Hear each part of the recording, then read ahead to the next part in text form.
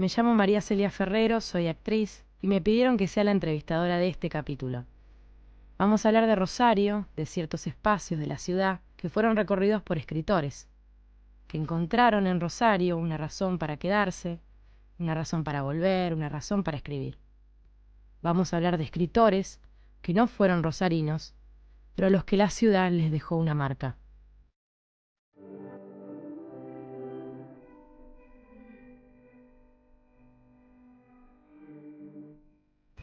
Bueno, y entonces, ¿a quién entrevistamos? Toma, son estos. Esta es la lista.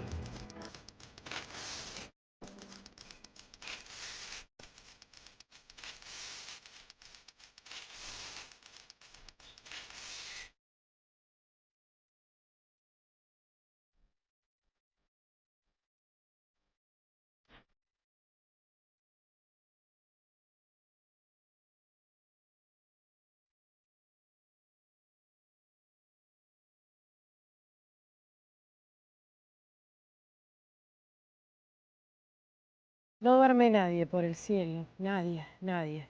No duerme nadie. Las criaturas de la luna huelen y rondan sus cabañas. Vendrán las iguanas vivas a morder a los hombres que no sueñan. Y el que huye con el corazón roto encontrará por las esquinas al increíble cocodrilo quieto bajo la tierna protesta de los astros. No duerme nadie por el mundo, nadie, nadie, no duerme nadie. Punto de llegada. El tren, lugar común. Puerta de entrada. Rosario Norte, Rosario Oeste. Alfonsina Storni, García Lorca, Marechal, Graham Greene, Raymond Carver. Bueno, tiene que haber un punto de encuentro. Todos pasaron por acá. No. Todo es. Marechal no pasó por acá. Está suave. Es como signos, ¿no? Claro, como vale todo. No vale todo. Sí, pero por ejemplo, García Lorca no escribió nada sobre Rosario. Bueno, estuvo acá, dijo una pavada sobre el río, porque está cerrado. Bueno, vino a la conferencia igual, acá. Bueno, entonces aparece la conferencia. No, lo que puede pasar también es que digamos que García Lorca queda afuera. Martín, ¿qué tiene que ver todo esto con Alfonsina Storni? Bueno, este es el arroyo Saladillo, que era durante mucho tiempo fue el límite sur de la ciudad de Rosario. Acá había casas de fin de semana o casas donde vivía la alta burguesía de la ciudad de Rosario y había además un paseo de playas, un paseo de fin de semana. Y Alfonsina Storni, que vivió acá en Rosario unos años, sobre finales de la década del 10, escribe un poema que se llama Saladillo, en el año 1917, que cuenta el poema con esa idea un poco entre confesional y narrativa que tienen los poemas de Alfonsina Storni, que cuenta un fin de semana con los tranvías, con la gente que llega al parque, se sienta, toma mate. Es un poema bastante, me parece a mí, característico en cuanto a ilustración imaginativa de esta parte de la ciudad de Rosario. Y en cuanto a Alfonsina, claro, como no va a ser así, ella confiesa en esos poemas que ella empezó escribiendo en Rosario. Su primer poema lo escribió en Rosario. Era muy pobre, era una obrera, acá trabajaba de obrera, acá es donde quedó embarazada. Creo que tuvo que mudarse a Rosario no porque no le gustaba Rosario, sino por ese motivo, por el baldón, que significaba esto de ser madre soltera, porque fue acá en Rosario donde ocurrió. El hijo nació finalmente en Buenos Aires, pero fue acá donde ocurrió el hecho. Y ella posteriormente tiene 6 o 7 poemas sobre Rosario, muy dulces. Ella marca bien claro, ¿no? Que ella era muy pobre, la impresión que le causaba la riqueza del puerto, los cereales que salían, las enormes cantidades de bolsa de trigo, cuando uno está mal alimentado, ¿no? No tiene plata para comer bien. Lo que a ella le impresionaba, mirar toda esa riqueza que se iba a través del puerto. Mirá, pero hay una parte que me gusta, no el poema entero, pero hay una parte que me gusta, que es esta que dice, cuando va llegando la gente, ¿no? Dice, pintorescos repletos, van llegando el tranvía, donde vienen familias a pasar el día. Bajo los verdes sauces tienden blancos manteles y sacan de sus cestas botellas y papeles, ¿no? Esa cosa de la rima un poco enfermiza de Alfonsina, manteles y papeles. Toman mate, se acuestan para dormir la siesta, que duermen si el vecino picnic no los molesta. Algazara de obreros, empleados, costureras juveniles, alegres, bulliciosas, parleras. Cuando la noche llega, los tranvías no alcanzan para tantos y asaltos a su encuentro se lanzan. Tímidas las mujeres se quedan rezagadas, esperando su turno, conversan agrupadas, ¿no? Esa es digamos, la llegada y la partida de las clases populares que venían a ver un poco a hurtadillas, un lugar que no era del todo de ellos, digamos, urbanísticamente hablando, y que después, digamos, ya cambió, en esos mismos años, cambió completamente su perfil cuando Rosario comienza a industrializarse, un poco tiempo después, y el barrio Saladillo entero cambia por completo con la inauguración de los frigoríficos, etcétera, etcétera.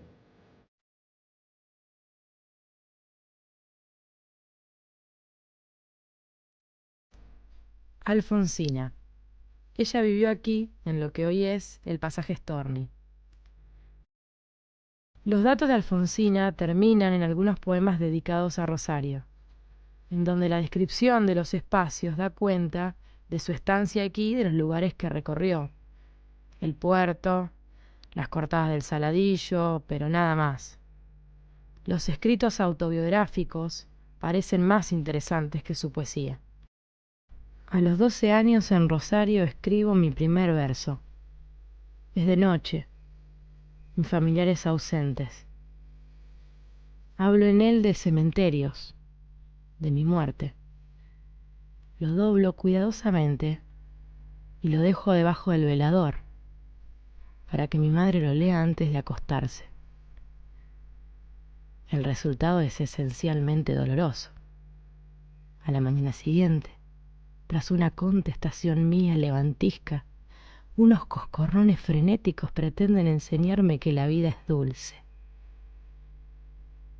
Desde entonces, los bolsillos de mis delantales, los corpiños de mis enaguas están llenos de papeluchos borroneados, que se me van muriendo como migas de pan.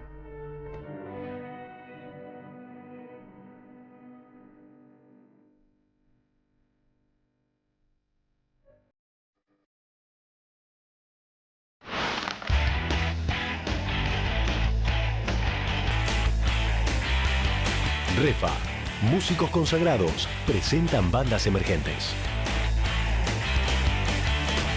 Escucha hoy las bandas que vas a ver mañana. Refa, mucho más que dos notas. Viernes a las 23:30 en Aqua Federal.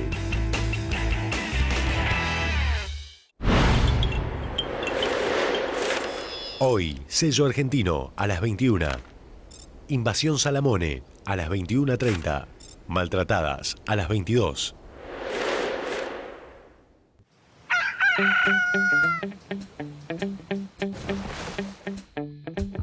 Termina la semana. Se acerca lo mejor.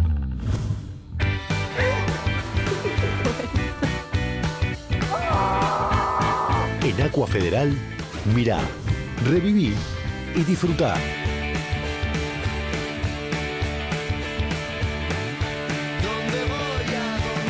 Sábados y domingos con nuestro sello.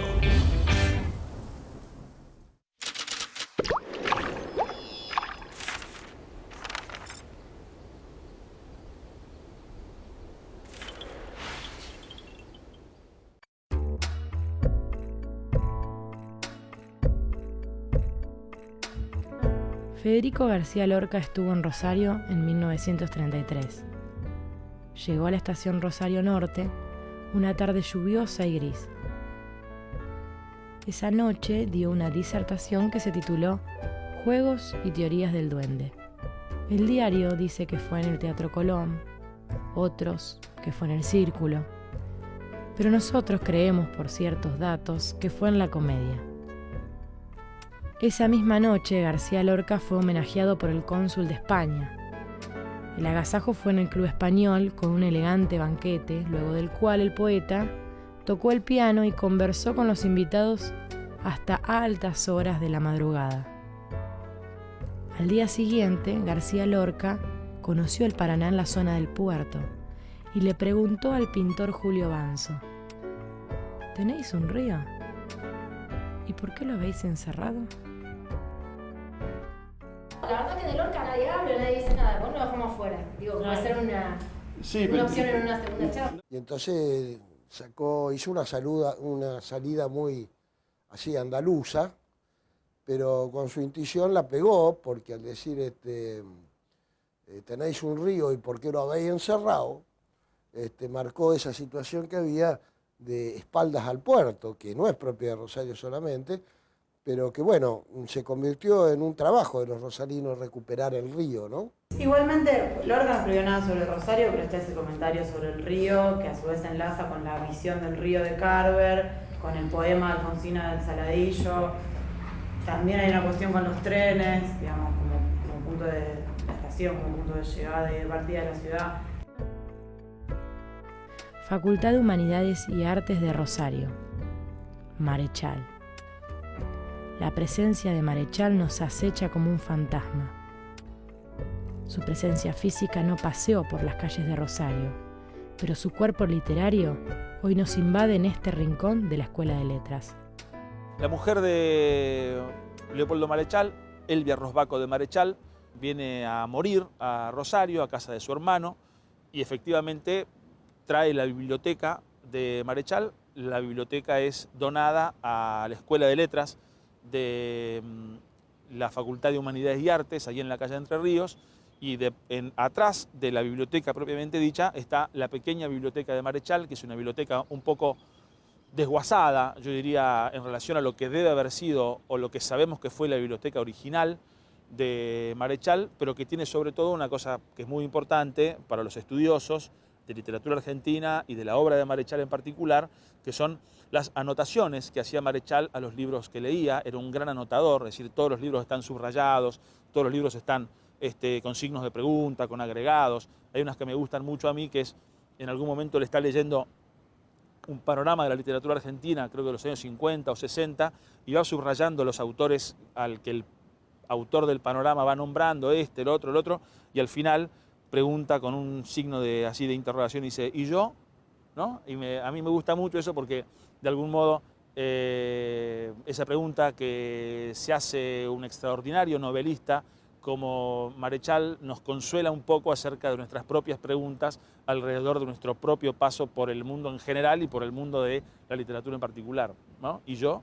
A lo mejor motivados por la presencia de objetos, como pueden ser libros o ahí había algunos objetos materiales como una mesa de trabajo, algunas pertenencias de Leopoldo Marechal. Digo, motivados por esos objetos que son los libros y los lugares de trabajo, los instrumentos de trabajo, mejor dicho, eso también es como un estímulo muy concreto para mantener viva, digamos, la memoria de Leopoldo Marechal, ¿no? Memoria que muchas veces ha languidecido a lo largo de la historia de este país, injustamente, ¿no? Marechal fue sin duda uno de los grandes protagonistas de la historia de la literatura argentina en el siglo XX. Y por sus posiciones políticas e ideológicas, como todos saben, él adhirió al peronismo desde un primer momento, eso le significó una especie de, digamos, de rechazo generalizado por parte del mundillo intelectual de aquella época, ¿no? Está bueno eso de no pensar una presencia como algo que el tipo tiene que pisar acá en cuerpo. Puede estar eso, su cuerpo en obra, sus libros. Es una manera de estar presente, me parece mucho más inteligente pensarlo de que el tipo estuvo en Rosario, está en Rosario, pasó por Rosario. Tal vez estas presencias, a veces furtivas o no confirmadas, de gente dedicada a crear historias, era o puede considerarse un mensaje en ese sentido, que la ficción está presente y nos visita de algún modo, por más empírico que querramos ser. Y bueno, entre las celebridades no homologadas oficialmente, en lo que yo conozco, repito, figura también el muy popular, célebre Graham Greene.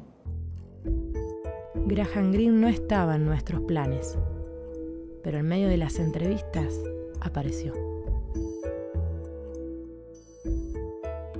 La pista es esta y es bastante definida. Hay dos historias, novelas de Graham Greene, que contienen ambientaciones o descripciones de Rosario. Una es Viajes con mi tía y la otra, El cónsul honorario. Hasta había tratado de dejar el whisky después de casarse con Clara. Salvo la noche de bodas, una noche de whisky y champán en que por primera vez habían hecho el amor decentemente, sin obstáculos. En el Hotel Italia de Rosario, un hotel anticuado que olía agradablemente a polvo intocado como una vieja biblioteca. Creo que esos momentos en los cuales Graham Greene toca la ciudad de Rosario son momentos también muy atractivos para nosotros, por ser tocados por Graham Greene, pero que funcionan también en dos novelas extraordinarias de Graham Greene, como son Viaje con mi tía y El cónsul honorario. Entonces me parece que, y yo insisto con esto, hay una retroalimentación entre la ciudad propiamente dicha y la imaginación de los escritores inspirados en esa ciudad. Siempre con la hipótesis de que Rosario sería la inspiradora de todo. Nosotros partimos de la base que Rosario tiene algo especial, qué sé yo, digamos, pero también son hipótesis caprichosas, que uno las hace porque está acá, y me parece que tiene que ver con el juego de decir, bueno, Rosario es tan particular que cualquier escritor que pase por acá se va a inspirar y va a escribir algo a partir de la ciudad. Hornung había tenido que reconocer ciertos documentos en el consulado de la calle Santa Fe 939. Recordaba su número porque coincidía con el mes y el año de su primer matrimonio. Los escritores nos llevaban hacia los lugares y los lugares nos llevaban hacia otros espacios. Graham Greene escribió en El cónsul honorario sobre un lugar en donde años después se filmaría una película rosarina muy conocida. ¿Coincidencias? A una cuadra de ese lugar también ocurrió una anécdota que algunos recuerdan y otros plantean dudas respecto a su verosimilitud.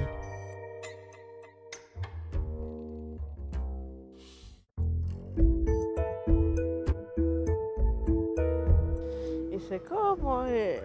Me levantan la clase para ir a escuchar unos yanquis ignotos que vienen a hablar, unos desconocidos, unos chantas. Era Raymond Carver y su esposa Tess Gallagher, que estaban haciendo una lectura en el salón de actos, ¿no? En 1984 nadie tenía idea de quiénes eran. Y bueno, nos sentamos ahí a escuchar a ver qué onda esta gente. Y bueno, primero habló Tess Gallagher, que es poeta, es excelente, dijo unos versos suyos muy hermosos. Me gustó mucho porque en un momento tradujo un verso de Alejandra Pizarnik, que ella le decía Pizarnik, ¿no? Lord, throw the coffins out of my blood. ¿Viste? Señor, arroja los féretros de mi sangre, que suena hermoso en inglés, parece Shakespeare. Yo saltaba, ¿viste? En la butaca, ¿no? Y después le tocó el turno a este señor que no sabíamos quién era, muy silencioso, muy gris, o sea, un traje gris, la piel muy pálida, como gris también, inexpresivo completamente, el aspecto de un hombre que ha estado en la cárcel o que está muy enfermo, bueno, de hecho estaba muy enfermo, y pelo gris, muy canoso, una voz completamente monocorde, era sin ningún énfasis. Y entonces se sienta, así, respira y se pone a leer un cuento de 6 páginas, del cual lo único que yo entendía era he said, she said, he said. Carver llegó invitado por un grupo aparentemente de profesoras de inglés. No había sido traducido todavía al español, nadie sabía quién era, no habían sido publicados sus grandes libros por anagrama.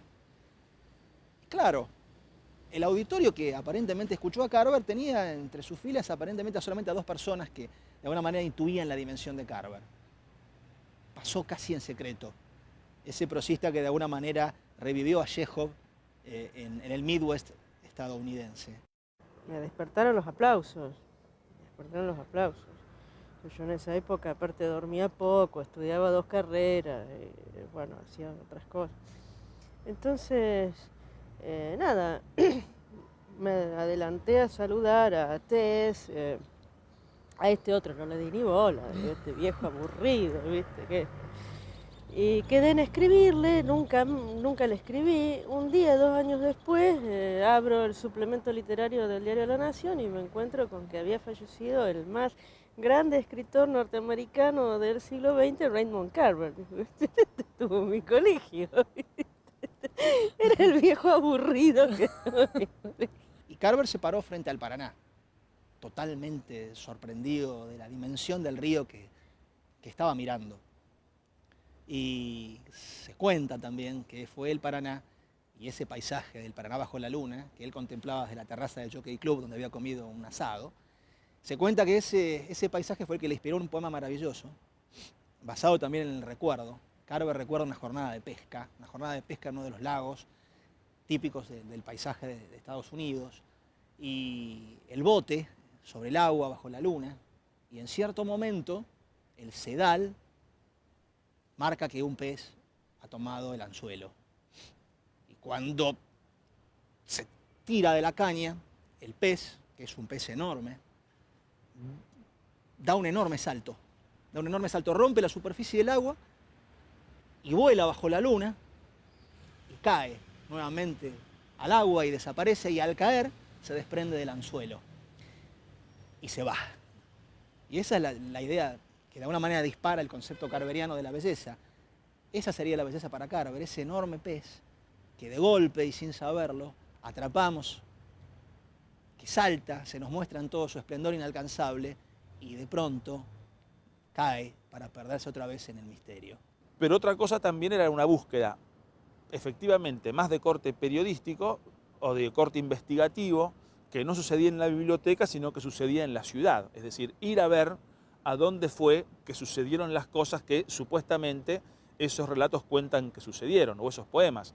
Creo que el ejemplo más lindo de eso es el del poema de Raymond Carver, donde Raymond Carver dice que ve un poema hermosísimo, donde él dice que desde las terrazas del Jockey Club escucha el tintinear de unos cubiertos de plata y ve el río y ve un salmón que salta en el río. Bueno, entonces nosotros fuimos, después de muchas dificultades por nuestro carácter plebeyo, para poder ingresar al Jockey Club y aún a sus terrazas para poder ver qué es lo que se ve desde las terrazas del Jockey Club de Córdoba y Maipú, y efectivamente el río no se ve de ninguna manera en el año 80, que fue cuando Carver estuvo acá. Es decir, que hay ahí una imaginación sobre un hecho real que puede haber sido un almuerzo o una cena en el Jockey Club, sobre otro hecho real que fue su presencia en la ciudad de Rosario, sobre otro hecho real que es la presencia de un río al lado de Rosario. Empieza a bullir el magma de la imaginación artística creadora del poeta, que arma una escena que de ninguna manera existe en la realidad. Y eso me parece que mejora la realidad de manera notable, por lo menos para los lectores de ese poema de Raymond Carver. Miramos ese edificio de Córdoba y Maipú con una mirada diferente después de haber leído el poema que antes de haberlo leído. Haciendo trolling, el señuelo 20 pies detrás del bote bajo la luz de la luna, cuando el enorme salmón picó y salió entero afuera del agua. Pareció pararse sobre su cola. Después volvió a caer y se fue. Temblando seguía hasta el puerto como si nada hubiera pasado. Pero había pasado. Y pasó tal cual lo acabo de contar. Me llevé el recuerdo a Nueva York y más allá, Me lo llevé donde quiera que fui. Todo el camino hasta aquí, hasta la terraza del Jockey Club de Rosario, Argentina, desde donde miro el ancho río que devuelve la luz de las abiertas ventanas del comedor. Me quedo fumando un cigarrillo, escuchando el murmullo de los socios y sus mujeres adentro, el leve sonido metálico de los cubiertos contra los platos. Estoy vivo y bien, ni feliz ni infeliz aquí en el hemisferio sur. Por eso me deja más perplejo que nunca el recuerdo de ese pez perdido, alzándose, dejando el agua y volviendo a ella. El sentimiento de pérdida que me asaltó entonces me asalta todavía. ¿Cómo transmitir algo de lo que siento sobre este asunto? Adentro siguen conversando en su propia lengua. Decido caminar por la orilla, es la clase de noche que hace que hombres y ríos estén más cerca. Camino un trecho, después me detengo, advirtiendo que no he estado cerca, no durante muchísimo tiempo. Ha sido esta espera la que ha venido conmigo a todas partes, pero ahora crece la esperanza de que algo se levante y salpique. Quiero oírlo y seguir adelante.